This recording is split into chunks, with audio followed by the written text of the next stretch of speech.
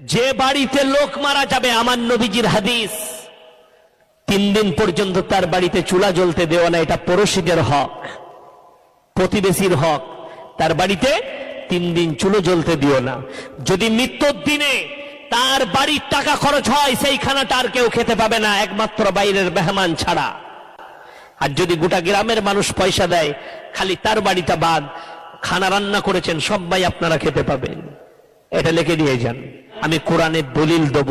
আজকে আমাদের দেশে মানুষ 40-এ পালন যারা করেন, আপনার আশেপাশে যত হিন্দু ভাই আছে তাদেরকে জিজ্ঞেস করবেন, তাদের লোক মরে গেলে হিন্দু ভাইরা 40 দিনে শ্রাদ্ধ খাওয়ায়, তার নাম শ্রাদ্ধ। আর আপনি 40 দিনে মিলাদ করেন, মালটা একই, নামটা খালি আলাদা। কোন বাপের বেটা মৌলবি যদি থাকে, কেউ যদি প্রমাণ করাতে পারে লোক মরে যাওয়ার পরে 40-এ চালসে সফর ফায়দা ঘাটে উঠা নফল, সেই বেটা মৌলবি